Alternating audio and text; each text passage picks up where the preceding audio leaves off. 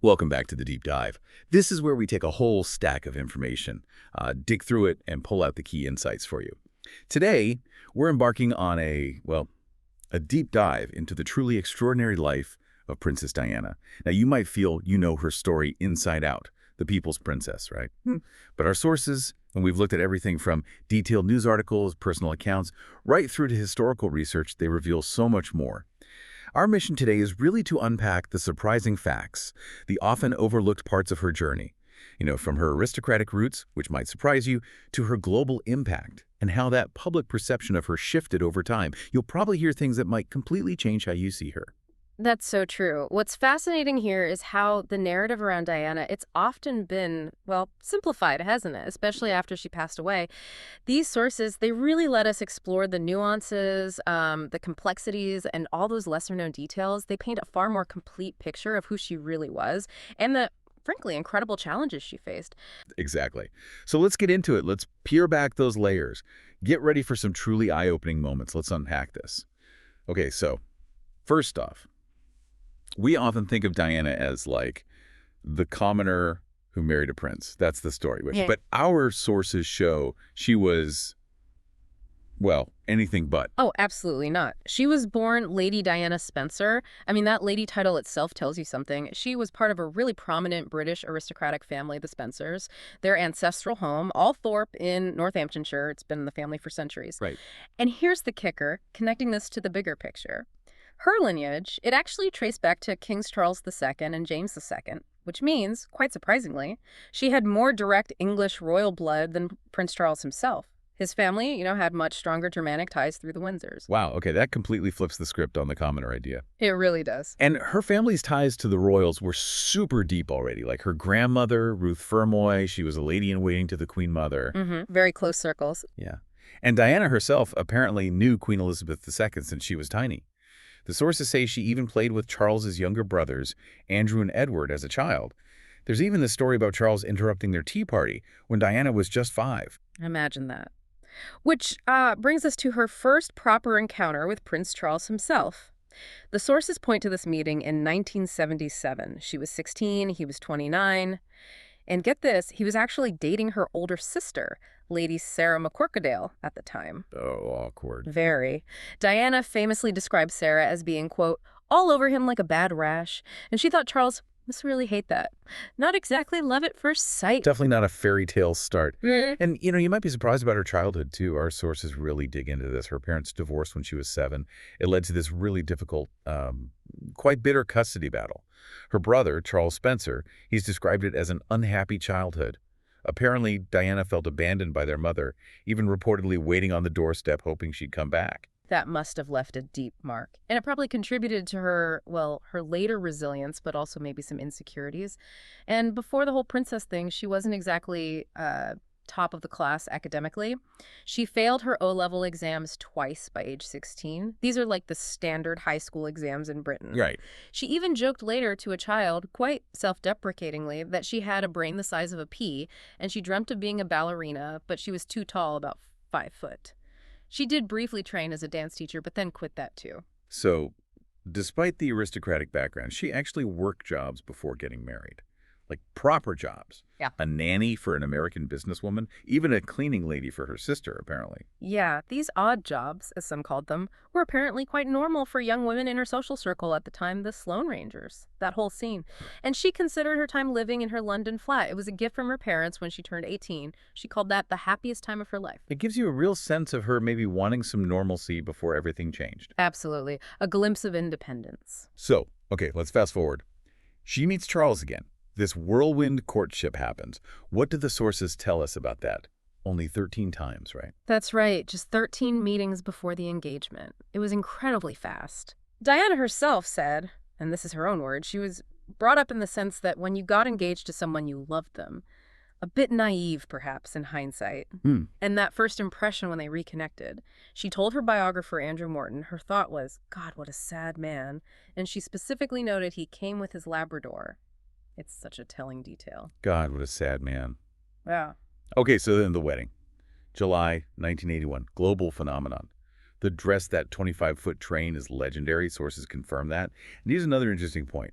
She wore the Spencer tiara, her family's heirloom, not one loaned by the royals. Yes, another sign of that independent streak, or perhaps wanting to hold on to her own identity. It broke with tradition. And that independence carried into the vows, too. Diana refused to say she would obey Charles. She opted for the more modern church service phrasing. And that set a trend, didn't it?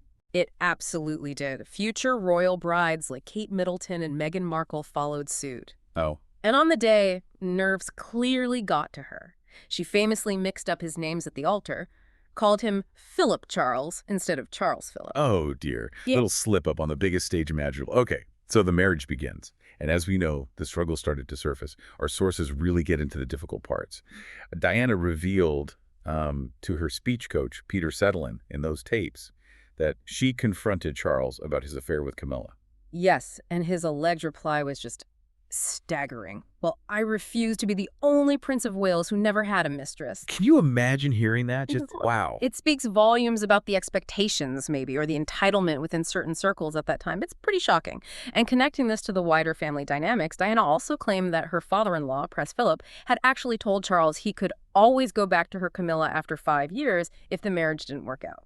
So basically giving him permission. That's how Diana reportedly perceived it. And then there was her direct confrontation with Camilla herself. Diana recounted Camilla saying something like, "You've got everything you ever wanted. What more could you want?" To which Diana, quite bravely, I think, replied, "I want my husband." Just lays bare the pain, doesn't it? And you have to wonder, what did the Queen do? Did Diana ask for help? She did. Sources say Diana tearfully went to the Queen, asking for help or guidance about Charles's affair. And the Queen's reported response was quite detached. Something along the lines of, "I don't know what you should do. Charles is hopeless." Charles is hopeless. Yeah. Not exactly comforting or helpful. No, it paints a picture of Diana feeling quite isolated within the institution. Okay, so amidst all this personal turmoil, Diana really started to carve out this incredibly powerful public role. She became more than just a princess. Definitely. That moment in 1987 when she shook the hand of an HIV-positive man without gloves, that was huge. Absolutely iconic. Yeah, at a time when fear and misinformation were rampant, people thought you could get it from touching. That single gesture did so much to challenge the stigma. It was pure compassion in action. And she wasn't afraid of tackling other tough issues head on. That walk through the landmine field in Angola in 1997. Incredible bravery. Wearing the bomb vest, the face shield, she knew the power of images. Apparently, she even did the walk a second time just for the photographers because she understood how crucial getting that picture out was. And it worked, didn't it? It really contributed to the momentum for the Ottawa Mine Ban Treaty later that year. It absolutely did. Her advocacy had real-world impact. And she passed that sense of social conscience onto her sons, too, taking William and Harry to visit homeless charities like Centrepoint. Yes, and that legacy continues. Prince William is still the patron of Centrepoint today. You see that direct line of influence from Diana's work. It's clear she had her own vision. And sometimes that vision clashed with the established order. Our sources mention she told editor Sir Max Hastings in the mid-90s that she didn't think Charles was cut out to be king. That's right. She explicitly said, "I don't think Charles can do it," and she actually wanted Prince William to succeed the Queen instead. That was pretty dynamic stuff, as Hastings put it, challenging the direct line of succession. Definitely not towing the party line. But beyond the serious stuff, our sources also give glimpses of a more mischievous side, a sense of humor that maybe wasn't widely seen. Oh, yes. Her hairdresser, Sam McKnight, he recalled her having a dirty sense of humor. Apparently, she loved playing pranks on the staff, made working with her a lot of fun. Helps humanize her, doesn't it? It really does. And some of the anecdotes are just wild. Like the time she supposedly snuck into a London gay bar, the Royal Vauxhall Tavern. Yes. Disguised, apparently, with Freddie Mercury and the actress Clea Rocos, managed to order drinks without being recognized and just, quote, loved it. That desire for anonymity, for a normal night out. And she staged a fake arrest with Fergie, Sarah Ferguson, dressed as police officers outside Buckingham Palace for a prank. That one sounds like pure mischief. For Andrew's bachelor party, supposedly. It shows that rebellious streak again. And that scene in The Crown, her dancing on stage to Billy Joel's Uptown Girl for Charles's birthday. That actually happened. It did. At the Royal Opera House, no less. She secretly choreographed it as a surprise.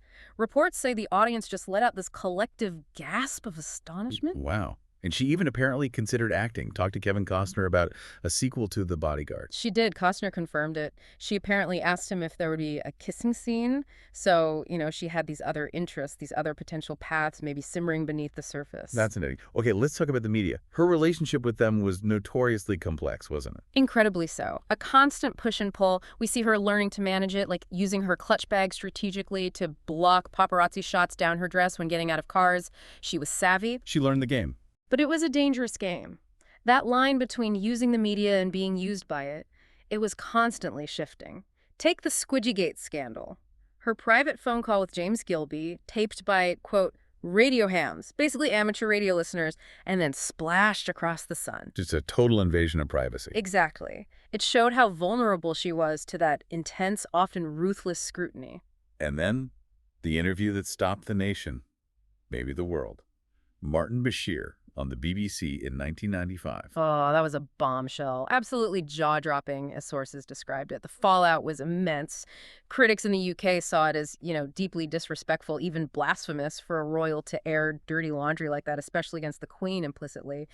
But elsewhere, particularly in America and among younger people, the view was often very different. They saw her as this fragile, wronged princess finally speaking her truth. It really split opinions. Hugely. But what's crucial, and this only came out much later, years later, in fact, around 2020, 2021. The inquiry, right. Exactly.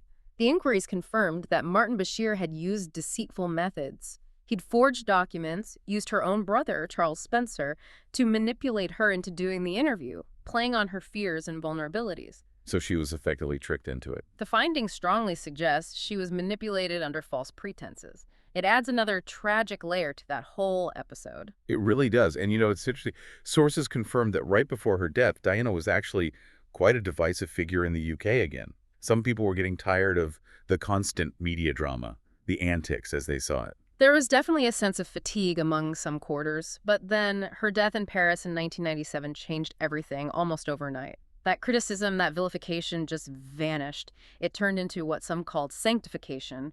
The public grief was overwhelming. An absolutely unprecedented outpouring. It really was. Her brother, Charles Spencer, he described losing her as feeling like an amputation. He said he still feels that loneliness. It highlights the profound personal loss behind the public figure.